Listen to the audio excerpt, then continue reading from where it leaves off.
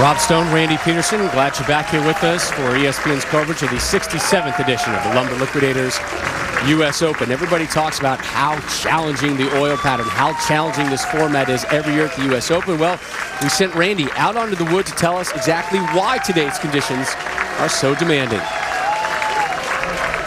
Let's talk about how the players will be attacking this very difficult U.S. Open oil pattern. Now, even though there's 39 boards on a lane, I only want you to concern yourself with two, and that's these two dark boards. And they just so happen to be at the second arrow on both sides of the lane. The right-handers will be using this dark board. The left-handers will be using this dark board. This is going to be their break point, and it's crucial that they hit this dark board in order to give them the best chance of getting their bowling balls to the pocket. Why these two dark boards, you ask? Because this is the worn area that's created by your everyday bowling and league bowlers. Remember, the bowlers are always trying to find friction to get their bowling balls to curve. Anything too far left or right of these dark boards could spell disaster at this year's U.S. Open. I love the earth tones on you today, by the way. You look great. So help me out here. Why does the worn area offer more friction? Well, the worn area is built in from all of the open play, all of the league bowling, and it's worn into the lane surface.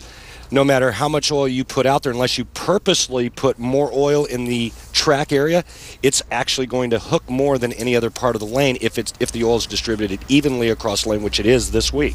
Here's Jones to start off match number 2. Right at the target. 2-8-10. It leads to 2-8-10. And very interesting, Tommy Jones never missed the pocket in the first match, changes bowling balls, goes to a different ball for this game, and then check out the down lane reaction. He misses wide of that target, and he leaves the 2-8-10. And leaves an open frame in the first.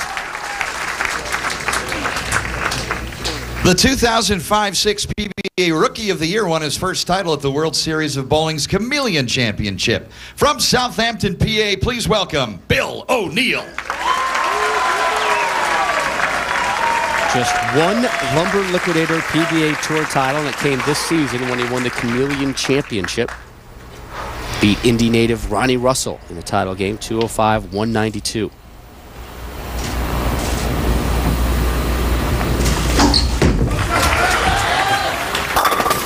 He goes heavy, but doesn't get punished. Hey, Rob, let me just say this. That dark board, if the players throw it perfectly, meaning the right velocity with the right amount of rotation, they can then create a little room left and right of that dark board, but only when the ball is thrown perfectly. Remember, that target is 40 feet from them when they let go of it.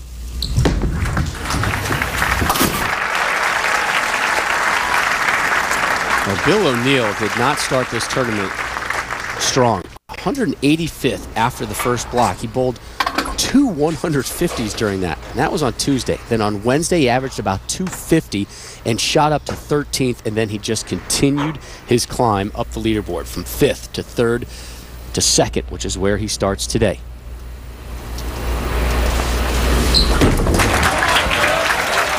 Way right. 1-2. Good shot.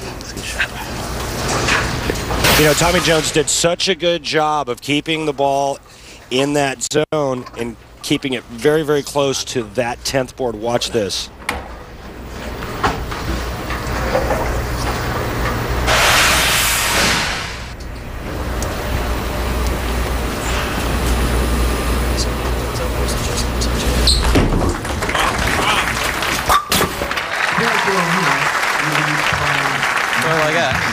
Well, Rob, we have Cat's numbers this week, the computer-aided tracking system brought to us by the Kegel Training Center. And again, the numbers don't lie. His ball position down the lane at about 39 feet was around the 6th board, and that's no man's land.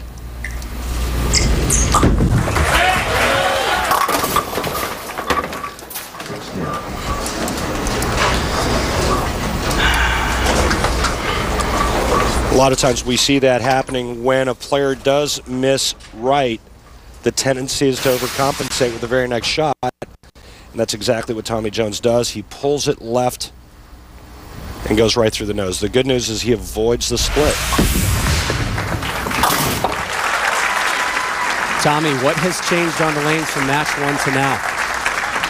They just carried down a little bit, so the other ball was getting starting a little soon, so trying to get another ball to roll through them. So just transition from the lights and carrying down extra shots. So Jones and O'Neill, both of them having to really figure out these lanes early on. I mean, I think that's one of the most amazing things in our sport is you see a guy that had no trouble hitting the pocket the first match, and all of a sudden, within a matter of shots throughout practice when we went to commercial, that shot goes away. He's forced to use another ball. That one through the nose. No way. And it's a very confident 245 in match number 1 in the victory over Jason Couch. Again, remember, he opened up with a 6-bagger. And now Jones still seeking his first strike. And trying to avoid his second open frame in 3 frames. Now, I promise you right now, he's second-guessing the ball choice that he just made. He's left the 310. Needs to convert this to avoid his second open frame of this semifinal. And he doesn't do it. And Bill O'Neill, who's never won a major, has an early opening and an early 22-pin lead, and that's just off of back-to-back spares. So no strikes yet in match number 2.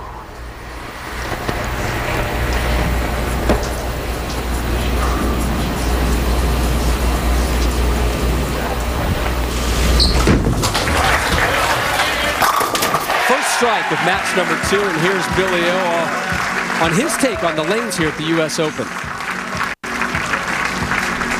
The U.S. Open pattern is definitely the hardest pattern on tour. It's very flat, which means if you get a little bit left, it goes high, you get it right, it doesn't hook back. And pair-to-pair is really tricky because there's so many different styles. So if you're not on top of your game mentally and physically, you have no chance. O'Neill, a 4-time first-team All-American at Saginaw Valley State University. It's a pretty good explanation of a U.S. Open.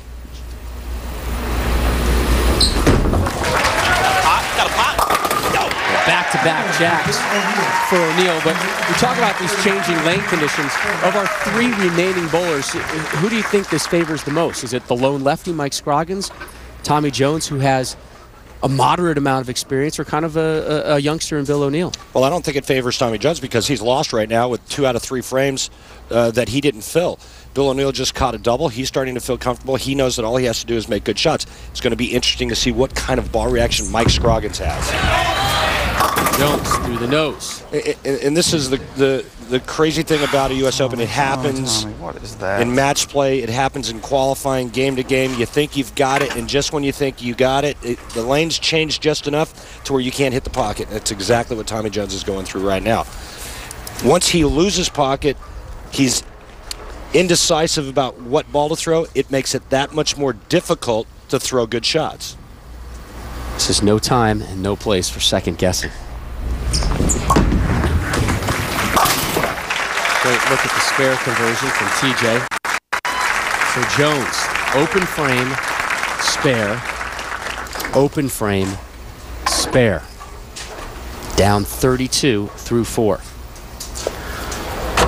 O'Neill working on a double when he comes up in the 5th. Time for TJ to string something together if he wants to make a play in this one.